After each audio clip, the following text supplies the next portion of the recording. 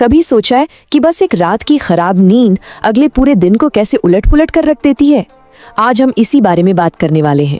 नींद, हमारे मन और इनके बीच जो गहरा साइकोलॉजिकल कनेक्शन है उसके बारे में। ये एक ऐसा टॉपिक है जो हम सभी से जुड़ा है, तो चलिए इसे जरा गहराई से समझते हैं। ये कहानी हम सब की है ना? बस एक आखिरी रील या मैसेज देखने के लिए फोन उठाया और पता ही नहीं चला कि कब 2 घंटे निकल गए। ये एक बहुत ही आम आदत लगती है, पर इसका हमारे मेंटल बैलेंस पर कितना गहरा असर पड़ता है ये जानना शायद थोड़ा चौंकाने वाला हो सकता है। और अगर इसका जवाब हाँ है, तो फिर ये अगली सुबह भी जानी पहचानी लगती होगी। वो थका हुआ महसूस करना, छोटी छोटी बात पे चिढ़ जाना। असल में रात में फोन चलाने की वो आदत और सुबह की ये हालत, ये दोनों आपस में बहुत बुरी तरह से जुड़े हुए हैं और आज हम इसी कनेक्शन की जड़ तक पहुंचेंगे। तो बात सिर्फ थके होने की नहीं है, नींद की कमी ये गहरी मनोवैज्ञानिक प्रॉब्लम है। चलिए देखते हैं कि जब शरीर को नींद नहीं मिलती तो हमारे दिमाग के अंदर असल में चल क्या रहा होता है। इसको ऐसे समझिए कि नींद हमारे दिमाग के लिए एक तरह की नाइट शिफ्ट है। जब हम सो रहे होते हैं तब हमारा दिमाग दिन भर की सारी जानकारी को ऑर्गेनाइज करता है, इमोशंस को प्रोसेस करता है और खुद को अगले दिन के लिए रीसेट करता है। ये एक बहुत ज़रूरी मेंटेनेंस का काम है और अगर ये ना हो तो सब कुछ गड़बड़ा सकता है। साइकोलॉजी में इसके लिए एक टर्म है इमोशनल रेगुलेशन प्रॉब्लम। सुनने में थोड़ा भारी लगता है पर इसका मतलब बहुत सीधा है। मतलब नींद की कमी हमारे इमोशनल कंट्रोल सिस्टम को हाईजैक कर लेती है और यही वजह है कि जब हम थके होते हैं तो छोटी छोटी बातों पर भी बहुत ज्यादा गुस्सा या उदासी महसूस होने लगती है। ये जो कंपैरिजन है इसमें फर्क बिल्कुल साफ है। एक तरफ एक अच्छी तरह से रेस्ट किया हुआ दिमाग है जो शांत है, ऑर्गेनाइज्ड है और बैलेंस्ड है, और दूसरी तरफ नींद से परेशान दिमाग है जहां सब कुछ बिखरा हुआ है, कंसंट्रेट करना मुश्किल, चिड़चिड़ाहट ज्यादा और एंजाइटी बढ़ी हुई।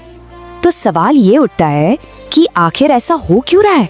हम ठीक से सो क्यों नहीं पाते? आइए उन मॉडर्न विलेंस पर एक नजर डालते हैं जो हमारी नींद के सबसे बड़े दुश्मन बन गए हैं। सबसे बड़ा विलन तो हमारे जेब में ही बैठा है, हमारा फोन। इसकी स्क्रीन से जो ब्लू लाइट निकलती है वो हमारे दिमाग की बॉडी क्लॉक को धोखा देती है। दिमाग को लगता है अरे अभी तो दिन है, और वो मेलाटोनिन यानी स्लीप हार्मोन बनाना ही बंद कर देता है और फिर नींद आना लगभग नामुमकिन हो जाता है।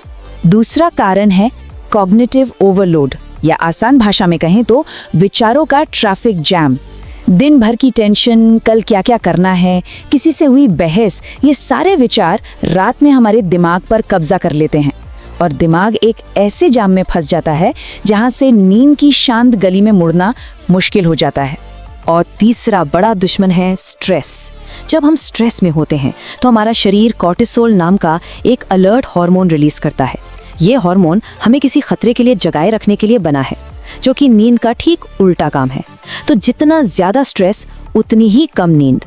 चलिए इन सारी बातों को एक असल जिंदगी के उदाहरण से समझते हैं। मिलिए राहुल से, जो एक स्टूडेंट है, और देखते हैं कि ये खराब नींद का चक्र उसे धीरे धीरे कैसे नीचे खींचता है। देखिए ये गिरावट कैसे धीरे धीरे होती है। पहले हफ्ते ये बस देर रात तक फोन चलाने की एक आदत थी। दूसरे हफ्ते तक क्लास में उसकी एनर्जी कम होने लगी। तीसरे हफ्ते तक उसका चिड़चिड़ापन उसके दोस्तों को दूर करने लगा और चौथे हफ्ते तक किताबों पर ध्यान लगाना नामुमकिन सा हो गया। तो यहाँ असली बात ये है कि राहुल की प्रॉब्लम सिर्फ आलस नहीं है। साइकोलॉजिकली उसका दिमाग वो जरूरी रिपेयर का काम नहीं कर पा रहा है जो नींद के दौरान होता है, और इसीलिए उसकी याददाश्त और अपने इमोशंस पर उसका कंट्रोल दोनों ही कमजोर होते जा रहे हैं। लेकिन अच्छी खबर ये है कि इस चक्र को तोड़ा जा सकता है। अब जब हमने प्रॉब्लम को समझ लिया है तो चलिए सॉल्यूशन की तरफ बढ़ते हैं।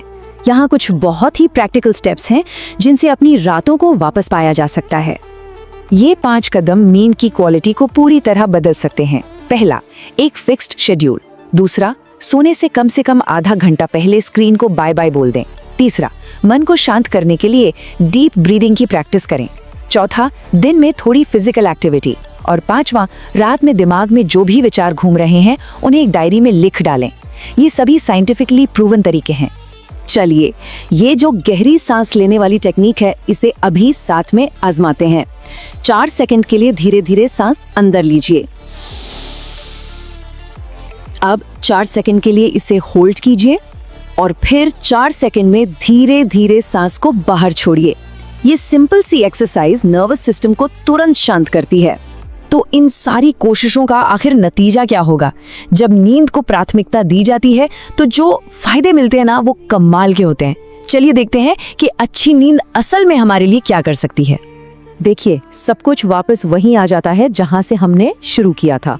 अच्छी नींद से याददाश्त मजबूत होती है, मूड स्टेबल रहता है, एंजाइटी कम होती है और फोकस करने की पावर बढ़ जाती है। कुल मिलाकर मेंटल हेल्थ मजबूत और फ्लेक्सिबल बनती है। तो आखिर में बस एक बात याद रखिए, अच्छी नींद कोई लग्जरी नहीं है, ये मेंटल हेल्थ के लिए एक जरूरत है, बिल्कुल वैसे ही जैसे खाना और पानी। ये अपने दिमाग के लिए किया गया सबसे अच्छा इन्वेस्टमेंट है। तो आज ही अपनी नींद को प्रायोरिटी दें।